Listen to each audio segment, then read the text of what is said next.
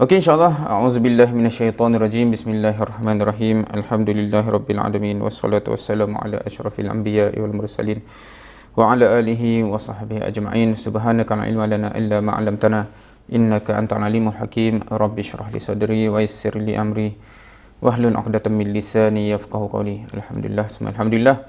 InsyaAllah ini adalah sesi yang ke-8 saya bersiaran dengan anda semua, insyaAllah. Of course, ada yang dah sempat join beberapa daripada sesi tersebut. Of course, siapa yang nak tengok balik rakamannya, semua ada. Siapa yang berminat lah dengan apa yang kita bincangkan dalam sesi-sesi yang lepas, insyaAllah. Daripada malam ni, insyaAllah kita teruskan sesi tadabbur sambil moreh kita. InsyaAllah harapnya masing-masing ada moreh masing-masing. Dan sesi kita seperti biasalah kan, nak kata apa moodnya santai, tak ada stres-stres. Cumanya kita akan membincangkan topik-topik yang Allah Subhanahu Wa Taala sebutkan dalam Quran, yang memang ada keseriusannya di situ, insya-Allah. So kita cubalah, insya-Allah. Okey, semalam kita dah cover, ataupun 2 hari lepas sebenarnya, ataupun sesi yang sebelum ni kita cover pasal wal asr, apa implikasi dia dan sebagainya. Harapnya masih segar dalam ingatan kita. Dan sebelum-sebelum tu juga kita dah cover surah-surah yang sepatutnya menyedarkan kita tentang tanggungjawab kita, hubungan kita, relationship kita dengan Al-Quran, kan, tadabburnya, cerita Abu Jahalnya, cerita Abu Lahabnya, kan, membetulkan balik persepsi kita pada dunia dan sebagainya. InsyaAllah pada malam ni kita akan pergi kepada satu lagi surah-surah daripada surah-surah yang pendek. Saya banyak start dengan surah-surah pendek sebab kita semua hafal, tak susah untuk ingat maksud dia kalau tak biasa pun dengan bahasa Arab. Untuk just remember apa, oh ni maksud ayat-ayat ni, tak susah. Tetapi implikasinya dah cukup besar, implikasinya cukup besar untuk diri kita sebenarnya. Dan juga kenapa saya suka start daripada surah-surah ini, sebab inilah surah-surah yang awal-awal turun, yang mana yang menyebabkan para sahabat jadi seperti mana yang kita tahu dia orang tu, dia bermula dengan surah-surah seperti ini. So kita pun boleh ke arah itu, insya-Allah, dengan betul-betul mengimani, memahami dan mengimplementasi surah ini, surah-surah ini, surah-surah pendek. Dan hari ini insya-Allah kita akan fokuskan kepada surah An-Nasr, kan, surah An-Nasr. Of course saya je macam tu je lah dalam bahasa Melayu, Nasr, tapi dia bukan Nasr, dia bukan sin tapi sad, kan. Cumanya dia jadi quite interesting sikit dalam konteks macam mana nak adjust sad dalam bahasa Melayu, kan. Sad, kalau S tu kan sin, kan. Sad tu apa? Ada orang tulis SH. Tapi dan kalau Indonesia memang dia maknanya formatnya begitu, Kalau SH jadi sad. Sebab tu kalau siapa pernah buka buku Indonesia macam Qasasul Anbiya, Qasasul, kan, dia sad. Tapi kalau kita baca translation dia jadi QASHASHUL, kan, Qasasul. Tapi bila ada sampai ke sini, orang sini baca pula Qasasul, kan. So SH kita baca macam shin, kan. So tu satu benda lah, kan. So masa saya lahir anak seorang tu, nak bagi nama Hafsah, Hafsah. Sebab Hafsah kalau siapa tahu tu dia sad, So nak tulis apa ni, kan, kat sana tu, lahir kat Perancis. Lahir kat Perancis ni quite interesting, dia kena bagi nama terus-terus, lahir-lahir je terus kena register nama. Kalau kita kat Malaysia ni ada tempoh, nak fikir lagi nama apa, kan. Terpaksalah tulis. Masa tu terikut tulisan sebab banyak buku, baca buku Indonesia, letaklah Hafsah, kan, HAFSH, guna sad Indonesia tu SH. Lepas tu lah semua orang panggil dia Hafsyah pula, kan. So itu satu benda lah, macam mana nak tulis sebutan Arab dalam bahasa Melayu, So kat sini jangan bahasa Nasr, dia bukan Nas, kan, dia Nasr. Tapi kalau saya tulis SH, kan orang baca Nasr.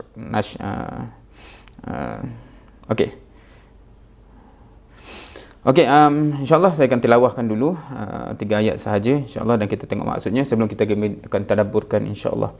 A'udzubillahi minasyaitonirrajim. Bismillahirrahmanirrahim.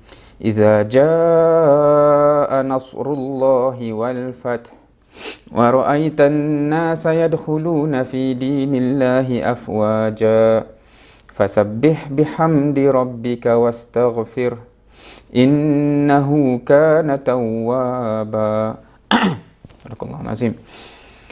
Apabila datang pertolongan Allah dan kemenangan, dan engkau melihat manusia masuk ke dalam agama Allah beramai-ramai, maka ucapkanlah tasbih dengan memuji Tuhanmu dan mintalah ampun kepadanya. Sesungguhnya dia amat menerima taubat. Sadaqallahul azim. So itu surah pendek, surah Nasr, 3 ayat, dan maksudnya begitu. Now, kita mulakan dengan satu soalan yang commonly biasanya orang biasa dengar lah, kan? Surah ni ada kaitan dengan cerita apa? Sebab kebanyakan surah-surah pendek Juzul Amma ni, dia ada background story dia. Dia ada background story dia, sama ada asbab nuzul ataupun kisah yang directly berkaitan. Dan pengetahuan itu melengkapkan gambaran yang kita boleh dapat daripada surah itu. So dalam konteks ini, kalau kita tengok word Al-Fath, kan, dan mungkin ramai orang boleh agak, oh, Fathul Makkah. So memang satu peristiwa yang dikaitkan secara langsung dengan surah ini adalah peristiwa Fathul Makkah. Dan quite interesting, ni keluar sedikit daripada topik surah ni, tapi kalau kita just tahu kisah Fathul Makkah, kalau kita google bila berlaku Fathul Makkah, dia pada tahun 8 Hijrah pada bulan Ramadan. Kalau yang biasa kita akan jumpa 10 Ramadan tahun 8 Hijrah. That brings an interesting question lah, sebab kebetulan kita bersiaran malam ni pada bulan Ramadan, salah satu dalam bulan Ramadan. Malam ke berapa ni? Bertepatan dengan ni, bertepatan dengan Fathul Makkah, which is quite interesting. So banyak sebenarnya peristiwa dalam sirah yang berlaku pada bulan Ramadan. Kita akan perasan ni, oh, yang ni pun bulan Ramadan juga, ni pun bulan Ramadan. So macam yang kita bincang bahasa awal-awal, first session kita dulu, kita lahir-lahir dan kita biasanya sinonim antara bulan Ramadan itu dengan bulan puasa, kan. Bulan Ramadan bulan apa? Bulan puasa, kan. Tapi kita dah cerita dululah, kan. Siapa yang terlepas boleh tengok balik sesi yang pertama kalau tak silap. Kalau para Rasulullah SAW dan para sahabat, dia sinonim begitu tak, kan? Bulan Ramadan tu bulan puasa ke? Itu ke first yang dia teringat ataupun apa? Dan kalau kita tengok peristiwa-peristiwa yang berlaku, mungkin itu yang lebih besar, kan. Itu yang lebih macam terassociate, kan. Banyak perang Badar pun di situ, Fathul Makkah pun di situ. So specialnya bulan Ramadan tu termasuknya turunnya Quran. So quite interesting. So adakah mereka terbayang Ramadan tu macam kita? Satunya fokus hanya ibadah khusus, kan. Ibadah khusus tu macam solat tarawih, tilawah, kan. Tapi mereka far beyond that, kan. So kita macam itu je, pusing-pusing itu je bulan Ramadan. Itu pun dah kira bagus kalau kita, kan. Sebab yang lain duk fikir bazar Ramadan je, ataupun macam rasa lemah, rasa letih, rasa rehat sahaja. Tapi mereka so tidak begitu, kan. So itu satu dimensi yang kita cuba fikir-fikirkan lah, insyaAllah. Anyway, balik semula kepada surah ini.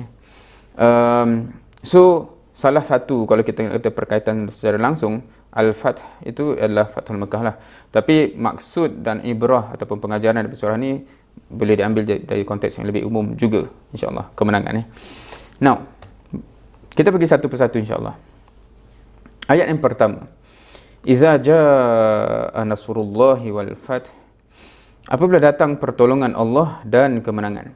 Dekat sini kita mungkin first sekali saya nak bawa kita melihat ini satu rumus yang Allah ulang-ulang banyak kali dalam Quran. Nasrullah wal fath. So ataupun word-word lain lah, maksudnya yang menggambarkan pertolongan Allah dan datangnya kemenangan, kejayaan dan sebagainya. So dia punya rumus always begitu. Maksudnya bila Allah bagi bantuan, bila Allah bagi nasr, bila Allah bagi pertolongan, barulah kamu menang. Bila Allah bagi pertolongan, baru kamu menang. So again and again and again dalam Quran kita akan perasan, oh, Allah sentiasa remind begitu. Dan Allah bagi pertolongan, kau menang. So bila kita nak menang dan kita mengharapkan pertolongan Allah tu lah, kan. So itu satu mindset shift juga, kan. Sebab kebanyakan kita first and foremost kita akan fikir pasal kepoweran kita lah, kan. So boleh kot, kan, aku kan. So itu first and foremost. Tapi Allah sentiasa remind first and foremost pertolongan Allah tu lah yang membawa kepada kemenangan. Itu satu. Dan bagi orang yang realize begitu, bila kita dapat kemenangan, kita tak jadi rasa macam bongkak dan sebagainya lah, kan. Kita bersyukur dan sebagainya. Dalam konteks nak kata apa, Dalam perang Badar pun quite interesting bila dalam Quran kalau kita baca ayat-ayat yang turun selepas perang Badar, Allah sentiasa remind hakikat. So para sahabat dah rasa macam alhamdulillah kita menang dan sebagainya. Tapi Allah remind, Allah tak kata kamu menang kerana bagusnya kamu dan sebagainya kan. Tapi Allah cakap aku yang bagi malaikat turun dan sebagainya supaya para sahabat realize balik, okey, Allah bagi kita menang. So sepatutnya bersyukurnya macam mana bersyukurnya macam mana. Bila sebab bersyukur ni, ni keluar tajuk sedikit again. Bila sebut bersyukur ni quite interesting sebenarnya. Tak apa, nanti kita bagi yang itulah bila ayat yang seterusnya. Itu yang pertama. Harapnya rumus itu jelas rumus itu jelas. Maknanya Nasrullah wal Fath. Kemudian kalau kita pergi pula dari segi bahasa sedikit sebanyaklah untuk memfamiliarkan kalau kita tak familiar. Iza ayat ni bermula dengan iza. Apabila iza ni dia berbeza dengan contohnya is kan, kalau mati is tu jika ataupun kalau kan. So macam bila Allah sebut is antum ke is apa tu, maknanya kalau berlaku macam ni kalau tu boleh jadi dia akan jadi atau mungkin tak jadi kan. So if tapi iza ni when, bila, apabila kan. So dia sure dia akan berlaku, cuma tinggal bila je, right? So dan benda tu jadi quite interesting lah kalau kita fikir begitu maknanya Allah cakap iza jaa nasrullahi wal fath, pertolongan Allah tu akan datang dan kamu akan menang, cuma tak tahu bila lah kan, tapi dia pasti. Dan of course secara umum umat Islam meyakini hakikat tu sebenarnya kan, pasti menang satu hari nanti dan sebagainya lah kan, berdasarkan ayat-ayat Quran dan juga hadis.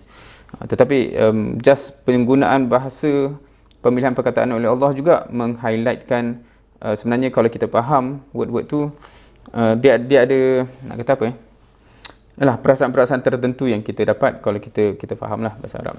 So kat sini mau kepada pendedahan sedikit kalau ada yang tak familiar. Okey, seterusnya. Wa ra'aitan nasa yadkhuluna fi dinillahi afwaja, ayat yang kedua Dan engkau melihat manusia masuk ke dalam agama Allah itu beramai-ramai. Now, first nak bawa dalam konteks, sebab ayat pertama Allah kata datang bantuan Allah dan kemenangan. Kedua ni Allah sebut dah datang kemenangan tu, kamu akan melihat manusia masuk ke dalam agama Allah beramai-ramai. Now, bila cakap menang kita kata kita menang. Pertarungan apa? Perlawanan apa? Kan? Maknanya itu baru orang akan guna word menang kan. Pertemuan apa, misi apa dan sebagainya kan. Kita menang. So misi apa sebenarnya bila kita kata datang kemenangan, menang mission apa menang pertarungan apa dan sebagainya. So bila description ni begini, bila menang tu kamu akan lihat manusia masuk ke dalam agama Allah fi dinillah afwaja, ramai-ramai masuk. So kita nak describe misi ni misi apa kan. Misi bawa orang masuk kepada agama Allah lah basically kan. So dan in other words, secara umumnya orang akan guna word dakwah. Secara umumnya orang akan kata dakwah lah tu, misi dakwah lah tu kan. Sebab normally word dakwah tu lah yang untuk describe usaha untuk membawa orang kepada Allah. Right. So beberapa benda yang nak difikirkan di sini. Bila Allah kata, Allah highlightkan kemenangan dalam surah ini, menggambarkan misi itu adalah misi bawa orang kepada Allah. Misi dakwah lah, nak mudah cerita. Adakah kita ada misi yang sama? Kan? Sebab konteks asal kemenangan tu kan, ialah orang masuk Islam beramai-ramai kan. So bila kita baca surah ni kan, kemenangan, kita terbayang first and foremost itu ke macam insyaAllah kemenangan ni akan datang kan, orang akan masuk Islam. Kalau kita automatically terbayang begitu, mungkin insyaAllah hopefully kita dah merasakan misi dakwah tu part of misi kita kan. Kita memanglah berusaha tu dan mengharapkan orang masuk. Tapi kalau kita rasa macam disconnect ni, apa kaitan kan, kejayaan aku ialah dapat skor A ke, dapat kerja bagus, tak tahulah apa benda kejayaan dia kan. Dan kita kena revise lah, maksudnya adakah kejayaan aku ni tak selari langsung dengan kejayaan yang Allah describe dalam Quran kan, ke macam ni. Dan patutkah aku risau kalau apa yang aku anggap kejayaan dalam hidup aku ni langsung tak mirip, tak reflect kejayaan-kejayaan yang Allah sebut dalam Quran ni. Dan adakah aku hidup untuk benda lain yang totally tak sama dengan Quran ni kan. So itu satu persoalan yang masing-masing kita fikirlah sebenarnya. So harapnya bila makin kita dekat dengan Quran, kita makin maknanya secara sedar ataupun tak sedar kita akan align apa yang kita nak dalam hidup ni dengan apa yang Allah ajar dalam Quran ni. Mission kita, first and foremost mission kita apa? Bawa orang lain ni, bawa diri kita sendiri, of course first and foremost. Kita dah bincang surah-surah yang sebelum ni, tapi juga bawa semua orang masuk ke dalam Islam. Itu misi kita. Caranya kita boleh fikir kemudian lah, caranya berbagai, tapi nak katanya secara perasaan, secara passion, secara harapan, itu yang aku nak bagi jadi macam tu. Macam mana kita akan fikirlah kan. Tapi first and foremost begitu. Kalau tak ada itu, pada saya kita patut risau lah. Dan again and again, siapa yang akan ikut tadabbur ni, kita akan bahasan penghalaan Allah tu dia begitu kan. So kalau kita semua macam tak selari dengan diri aku ni, adakah so kalau kita kata dan awal tu Quran kan panduan kita. So kalau tak selari tu, siapa yang patut ni kan? Adakah kita nak kata Quran lah kena ikut aku, ataupun aku yang kena ikut Quran? Okay, anyway, so kemenangan misi apa? Misi dakwah, misi membawa orang kepada Allah Subhanahu Wa Taala. Now, word macam ni sebenarnya biasa je kita dengar surau masjid sebut cakap kan. Tapi rasanya yang saya concern ialah kebanyakan kita tahu benda tu ada dalam Islam, tapi kita kaitkan dengan ustaz-ustaz, dengan orang agama dan sebagainya. Tetapi kalau kita rasa, sebab tu kita perlu tadabbur kan, bila kita rasa Quran ni untuk aku, ini misi aku lah, ini misi aku. Dan highlight kat situ pula so ta kat situ, wa ra'aitan nas yadkhuluna fi dinillahi afwaja. Tapi kita ambil sikit bahasa Arab. Wa ra'aita ni, ta ni merujuk kepada siapa dan engkau akan melihat. Adakah kita kan? So dalam konteks bahasa yang Allah guna dalam Quran, bila Allah kata kamu tu dalam konteks anta, bukan antum. Kalau biasa bahasa Arab tahu lah kan, awak seorang bukan awak semua kan. Kalau Allah kata kuntum khaira ummah, kamu semua ni khaira ummah, kamu semualah. Tapi bila Allah kata macam sini, wa ra'aita, kamu seorang yang akan dapat tengok. Benda ni dikatakan kepada siapa So of course, untuk pendek cerita, sebenarnya Allah bercakap direct kepada Nabi Muhammad sallallahu alaihi wasallam. Now, dalam konteks ini sebenarnya ada satu janji tau. Wa ra'aitan nas yadkhulu fi dinillahi afwaja. Sebab dia lain maksud kita kata masa kejayaan tu manusia akan berbondong-bondong. Kalau Allah just cakap manusia akan masuk berbondong-bondong, itu hakikat. Okey, manusia akan masuk. Tetapi bila Allah cakap kamu akan lihat, wa ra'aita, maksudnya memang lihat dengan mata kepala lah. Kita akan dapat. Maksudnya bila kejayaan tu datang, kita akan dapat tengok visually. Maksudnya kita masih hidup dan kita akan dapat tengok. So janji ini sebenarnya ta tu hanya kepada Nabi. Maksudnya Nabi SAW sahaja yang dijanjikan ini. Kamu akan dapat tengok sendiri manusia masuk berbondong-bondong. Di Fatul Melekah lah, of course, dalam sirah dan Nabi dapat tengok. Maksudnya apa? Janji ni tak applicable untuk semua Muslim. Maksudnya para sahabat yang lain ramai je yang syahid, mati, meninggal sebelum Fatul Mekah kan. Sama ada yang mati awal, contohnya keluarga Yasir, Ammar bin Yasir tak matilah. Yasir, mak dia Sumayyah yang syahid awal kan, masa Mekah, masa kena seksa. Ataupun yang masa perang-perang yang sebelum-sebelum tu, masa perang Badar ada yang syahid, masa perang Uhud ada syahid, contohnya Hamzah and so on. Semua mereka tu bersama-sama dengan dakwah, tapi tak dapat tengok orang masuk bondong-bondong seperti mana masa Fatul Mekah. Nabi seorang yang, so itu kalau kita baca surah-surah pendek-pendek ni, kadang-kadang kita akan perasan kalau kita biasa dengan word Arab basic, ni janji untuk seorang, ni janji untuk seorang tu ialah Nabi SAW yang dapat janji tu, kita tak dapat, tapi kita dapat pengajaran ni lah so kita nak bersama dengan misi Nabi dan semuanya, itu pengajaran dia. Tetapi janji tu specifically, jangan kita baca ni, aku boleh tengok nanti tak, tidak ada janji untuk kita. Kalau kita berusaha untuk dakwah, kita dapat tengok dengan mata kepala kita sendiri kejayaan itu. Kita tak ada janji itu. Nabi seorang yang dapat janji itu. Tetapi essence yang kita nak dapat ialah kita nak terlibat lah dengan misi tersebut. Anyway, so itu just untuk appreciate dari segi bahasa sedikit. Hopefully dengan tadabbur ni juga kita kena juga become a bit more familiar dengan bahasa Arab kalau yang belum. Okay, itu kedua. Seterusnya, ayat seterusnya, fasabbih bihamdi rabbika wastaghfirhu innahu kana tawwaba. Maka ucapkanlah tasbih dengan memuji Tuhanmu dan mintalah ampun kepadanya. Sesungguhnya dia amat menerima taubat. Now, ayat ni bermula dengan fa. Fa tu maka.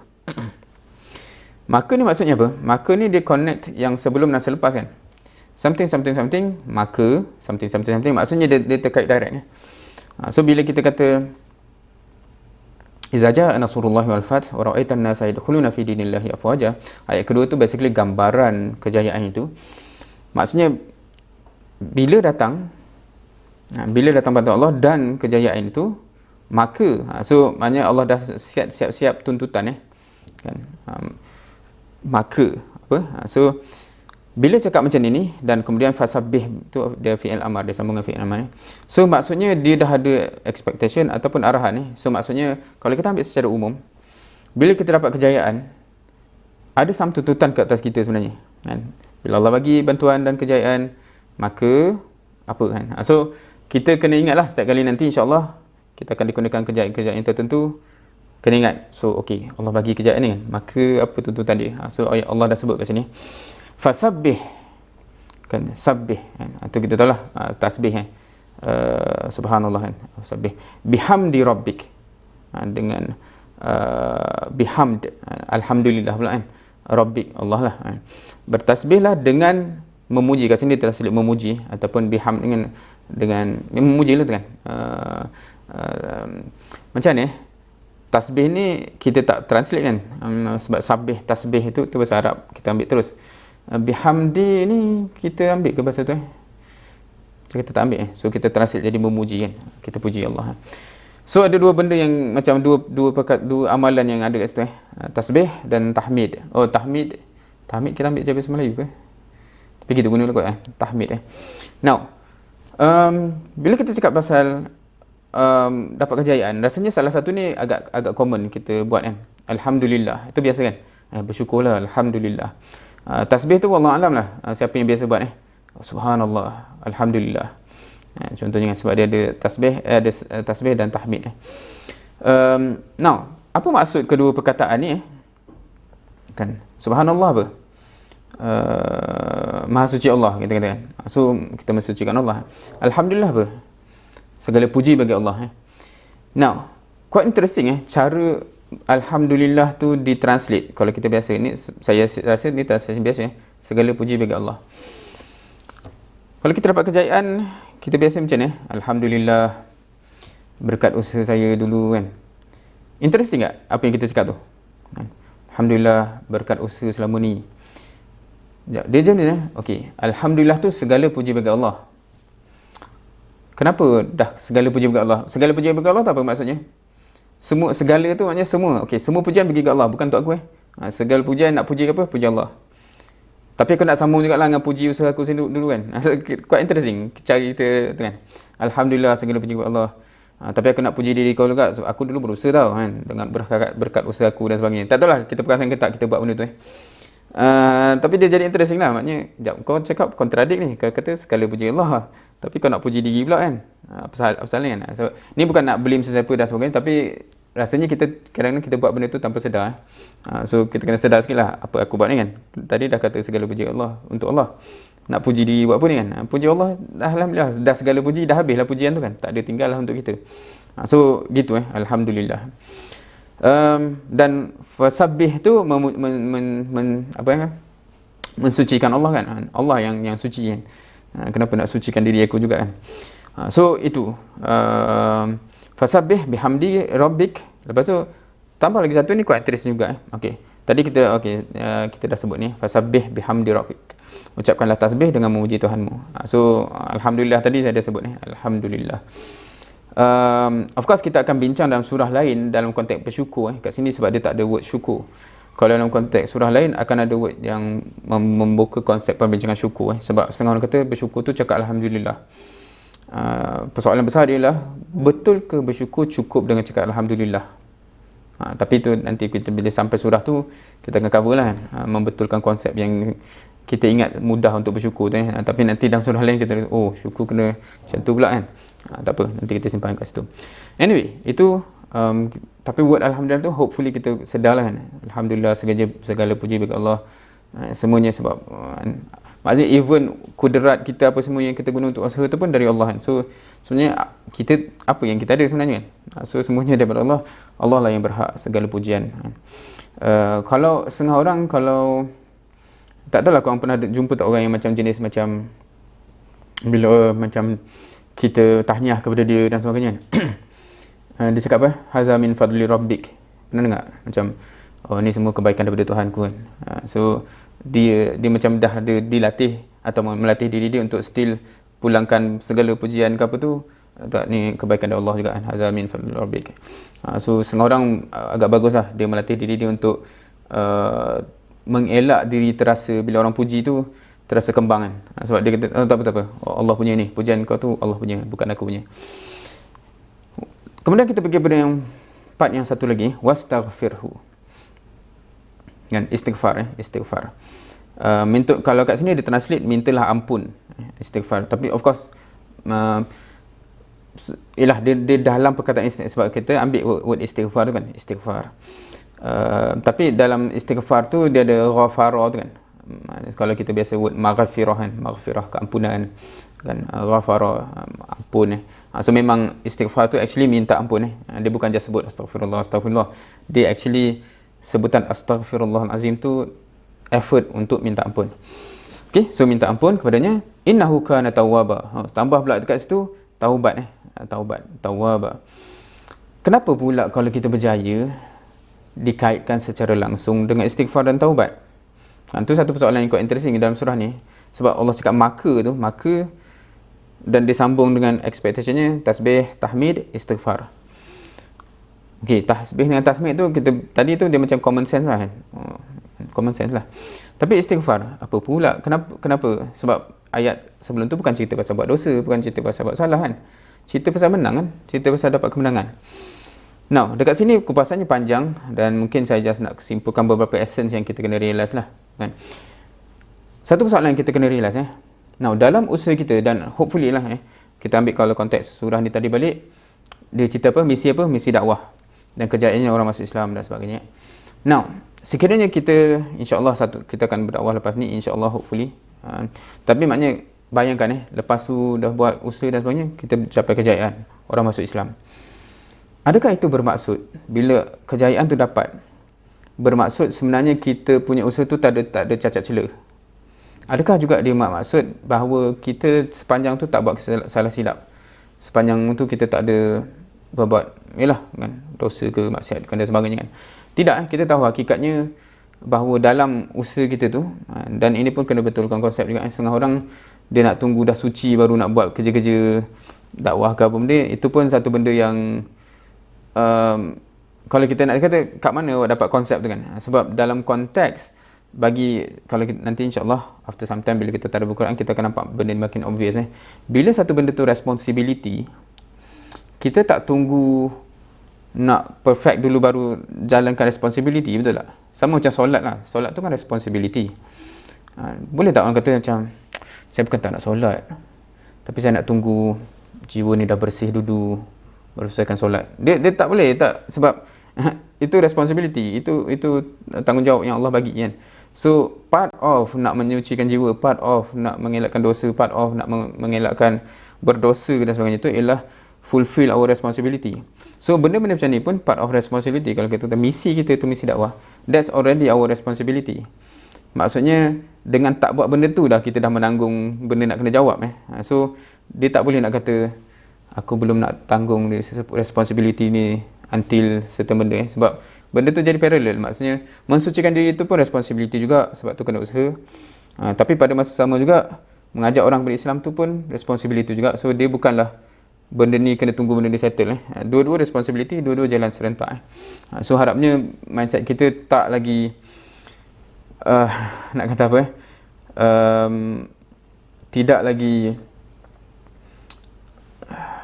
terpengaruh dengan bisikan syaitan lah sebenarnya Saya pernah dulu masa zaman muda-muda dulu buat satu nak kata pantun ke puisi atau sajak kot, sajak ke apa benda saya lupa dah, yang title apabila syaitan mengajakku untuk ikhlas. Tak ingat dah simpan kat mana.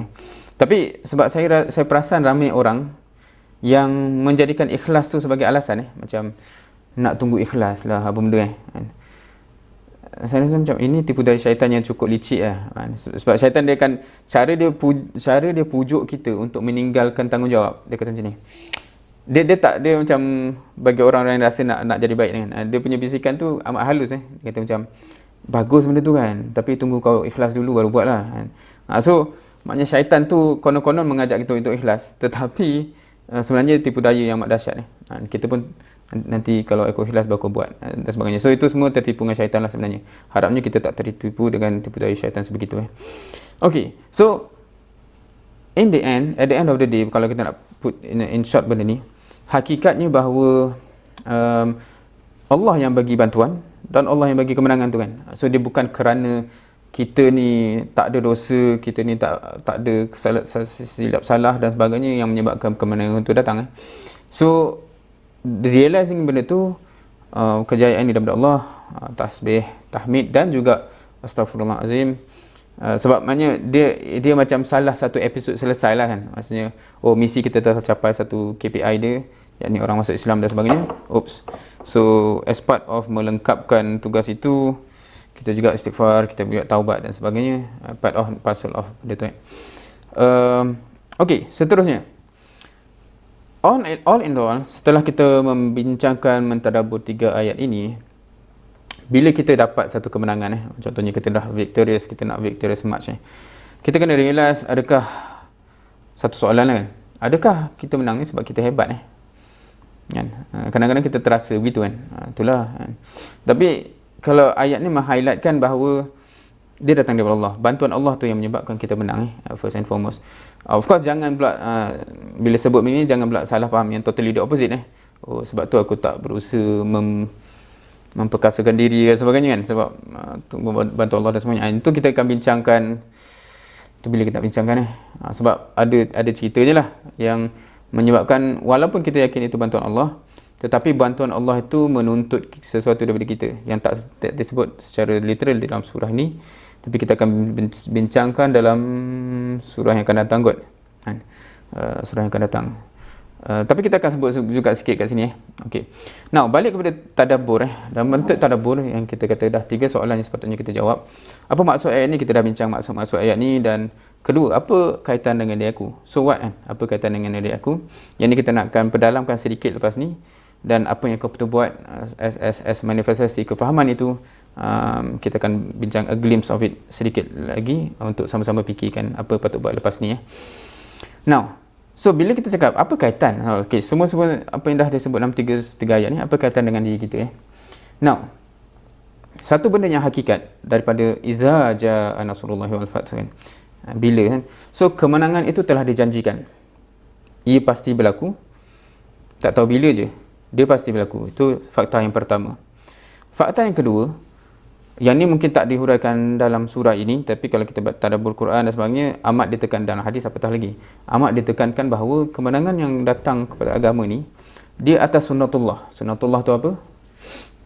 Tu satu tajuk lah pula Sunnatullah ni kalau bahasa kita mudah macam atas hukum alam atas hukum yang Allah telah tetapkan atas alam ini kan. Contoh hukum alam ialah kalau kita nak masak Maggi ke apa kan, kita nak air menggelegak air menggelegak tu sunnatullah yang Allah tetapkan ialah bila sampai 100 degree Celsius dia akan menggelegak kan. Dia tak bergantung kepada kalau orang beriman dia 80 pun dah menggelegak, kalau dia banyak buat dosa 120 tak gelegak-gelegak juga. Dia bukan begitu. Sunnatullahnya ialah ada hukum alam yang Allah telah tetapkan. So itu maksud sunnatullah So bila kita tengok dalam sirah pun, Rasul SAW dia kan Nabi, dia yang orang yang paling Allah cintai dan sebagainya, tetapi untuk kejayaan dakwahnya dia kena guna sunnatullah, dia kena guna hukum alam. Dia tak macam just magical doa-doa magically something happen dan sebagainya. So of course bantuan Allah tu ada satu, tetapi bantuan Allah itu again and again kita akan perasan dia tak akan datang, Allah tak akan bagi until sunnatullah itu telah dipenuhi first. Kalau kita ambil contoh apa Contoh perang Badar tadi kalau kita sebut perang Badar yes, perang Badar itu telah dimenangi dengan bantuan malaikat. Tetapi sebelum malaikat tu diberikan, strategi Nabi SAW tu telah pun satunya ialah para sahabat semua pun dah rela, jom kita mara kita rela untuk mati syahid kan. Kedua, strategi dah diaturkan, strategi yang paling baik. Siapa yang pernah dengar perang Badar tu, masa Nabi SAW bercadang, okey kita berkubur kat sini. Atau ada sahabat tanya, ya Rasulullah, ni wahyu ke ni pandangan kau kan? Sebab kalau wahyu Allah Maha tahu. Aku rasa ada idea lagi bagus. Tapi kalau ni wahyu, for sure Allah lagi tahu. Aku memang tak tahu. Tapi kalau ni idea kau secara peribadi, aku ada idea yang lebih baik. Kan dia kata, jom kita ke depan lagi. Kita kuasai semua air-air ni, telaga-telaga ni, so kita akan ada advantage. Dan Nabi ikut pandangan dia. So itu maksudnya dalam strategi dakwah dan strategi Islam ni, dia berdiri atas sunnatullah, dia berdiri atas kefahaman realiti, strategi dan sebagainya. Dia bukan just alah kita kan orang Islam mestilah menang kan. Tak payah fikirlah. Tak ada begitu. Nabi tak pernah begitu Sama juga dengan hijrah. Nabi berhijrah daripada Mekah ke Madinah. Susah kan? Dia atur strategi, dia pergi dengan Abu Bakar dan sebagainya.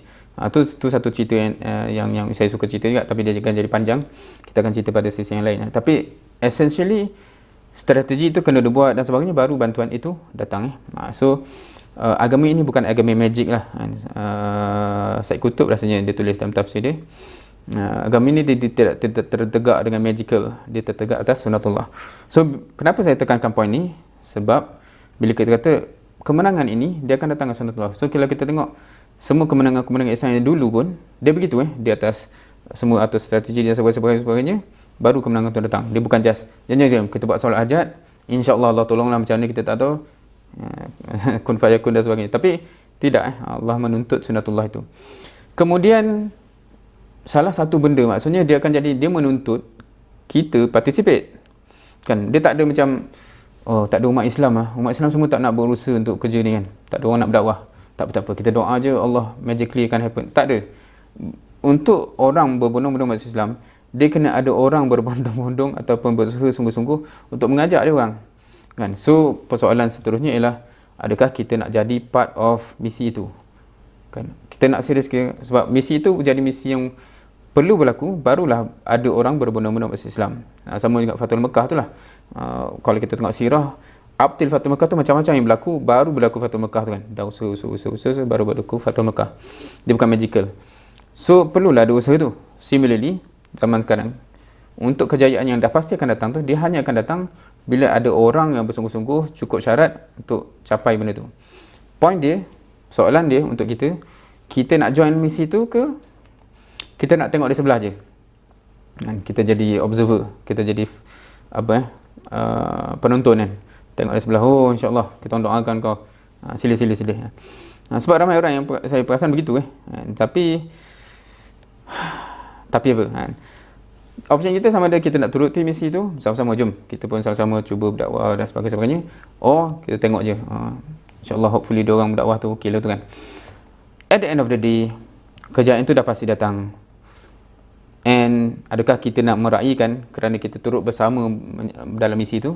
Dan bila Allah bagi kemenangan tu, bantuan Allah dan kemenangan tu, alhamdulillah kita part of it. Of course kita kenalah tadi tasbih, tahmid, istighfar, taubat, of course. Tapi itu part of meraihkan tu lah kan. Ataupun kita membahati je kan, bagus ada orang menang, kita nak mana kan. So that is the end of the day. Now terlupa satu kisah dalam masa 5 minit berpaki ni, pasal fasabbih bihamdi rabbika wastaghfir innahu kana tawwaba tu. Masa Fathul Mekah tu sendiri, Nabi SAW masa dia masuk Mekah kan, ada riwayat yang kata dia masuk tu dalam keadaan sujud sajadah atas unta lah, tak silap atas kenderaan dia, tapi dalam keadaan sujud. Senang tak nak buat itu? Kalau kita baca sirah dan kita cuba bayangkan melalui proses tu, senang tak nak masuk membuka Fathul Mekah? Itu satu kemenangan yang besar sebab orang Quraisy di Mekah itulah yang selama ni duk seksa dan selama ni duk berperangan, dan akhirnya kita dapat buka. Itu memang inilah kejayaan yang besar setelah 23 tahun tu kan, ataupun 20 tahun tu Senang tak untuk kita masuk dalam keadaan menang, victorious, dan kita pimpinan yang victorious tu masuk dalam keadaan tunduk dan sujud kepada Allah. Sebab kalau kita orang yang baik kita dengan kita pun kalau menang, Perasan tak kita buat apa? Allahu Akbar, Allahu Akbar. Itu paling baik lah. Tak ada, kalau saya zaman sekolah tu ingat lagi lah. Sebab sekolah agama ni kadang-kadang dia pandai main-main dengan dalil ni. Macam awal-awal tu, macam contohnya kalau main bola lah kan. Bila dapat skor satu gol, takbir, Allahu Akbar. Bila dah sampai 5-6 gol tu, mula dah melawaknya kan. Oh, takbur kan. So, itu cerita budak agama tak matang. Now, poin saya ialah, kadang-kadang kita lafaz takbir Allahu Akbar tu Allah Maha Besar. Tapi, intonasi dan niat kita cakap tu sebenarnya more kepada Allahu Akbar. Tapi, intonasi kepada lawan tu macam padan muka kan. So, kadang-kadang apa yang kita lafazkan tu tak match dengan perwatakan yang sepatutnya. Bila kata Allah Maha Besar, kita tak akan besarkan diri kita, Allah yang besar kan? Aku ni sekadar buat kerja untuk Allah dan sebagainya. So masuk dalam keadaan yang begitu. So itu interesting, contoh yang agung daripada Nabi Muhammad SAW, contoh yang hebat lah, yang sepatutnya kita cuba match ke situ. Dan kalau kita nak faham, sebab kalau perang sebab kalau saya ambil contoh main bola semua tadi, sebab kita tengah semangat dan tu kan, so dia emosi tu tinggi tau. Perang apatah lagi. So bila menang tu macam tiba-tiba nak dalam keadaan tawaduk dan sebagainya, dia amat susah sebenarnya, dia amat susah. So bila Rasulullah SAW tunjuk contoh tu, maksudnya self control tu subhanallah. Okay, so towards the end, ni kata-kata Sun Tzu. Strategy without tactics is the slowest route to victory. Tactics without strategy is the noise before defeat. So ni cerita apa strategi, apa taktik pula. Strategi ni lebih besar, maksudnya okey, ini matlamat kita dan kita macam mana nak pergi sana kan. Taktik ni dia more kepada yang kecil-kecil, yang sepanjang jalan tu akan ada taktik. So strategi without tactic is slowest route to victory. Maknanya kalau ada strategi tapi taktik tu tak ada, dia akan sampai victory juga, tapi amat slow lah. So sebab tu taktik tu perlu. Tapi kalau ada taktik tapi strategi besar tu tak ada, itu kecoh-kecoh sebelum kalah juga sebenarnya. So satu benda yang interesting dalam konteks bila kita cakap pasal dakwah, boleh bayang ke apakah benda yang termasuk dalam strategi, apa yang benda termasuk dalam taktik kan? Sebab kadang-kadang ramai orang fikir pasal taktik maksudnya contoh kalau taktik ni, macam mana taktik dakwah kita sebab dia biasa benda-benda kecil kan. Kita buat post Facebook lah, kita buat video TikTok lah, apa semua kan. Tu taktik-taktik yang kecil. Tapi sebenarnya strategi kita apa? Apakah dia punya strategi besar tu kan? So kalau tak ada benda tu, sebenarnya itu sekadar bising-bising sebelum kalah juga kan. Taktik tu noise. So kita kena fikir sekejap. So apa our big strategy ni kan? Long term big strategy ni apa sebenarnya?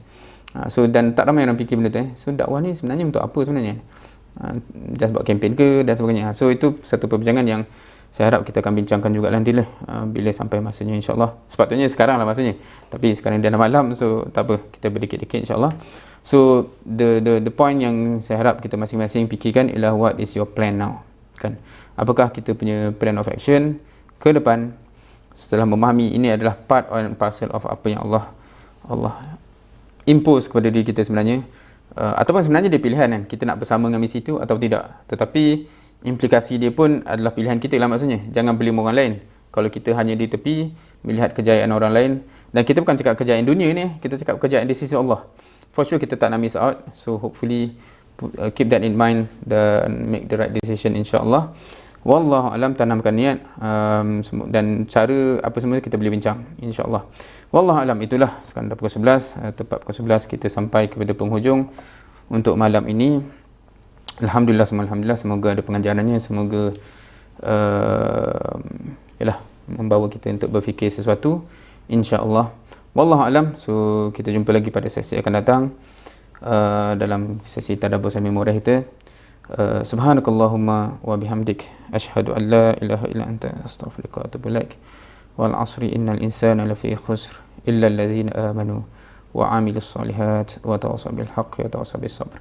Now, just bila baca surah Wal Asr tadi tu, teringat apa yang kita bincang 2 hari lepas. Dalam konteks bila kita baca hujung program tu, sepatutnya apa yang terlintas dan sepatutnya apa yang terasa. Bila kita dah bincang surah hari ni dan kemudian kita baca surah Al-Asr pula, sepatutnya apa yang tertrigger. Masa kita tak banyak lagi, so macam mana nak implement ni dan sebagainya, dan macam mana nak pesan-pesan supaya masing-masing bila kita nak start ni kan, bila kita nak start berdakwah ni, semua hidup tak buat-buat pun lagi dan sebagainya lah. Itu part and parcel of sepatutnya trigger yang ditiga oleh surah Al-Asr bila kita baca ya. Siapa yang tak faham atau tak tahu ni cerita apa ni, boleh tengok recording pasal kita bincang surah Al-Asr. Wallahu alam. Assalamualaikum warahmatullahi wabarakatuh. Waalaikumsalam. Thank you, sir.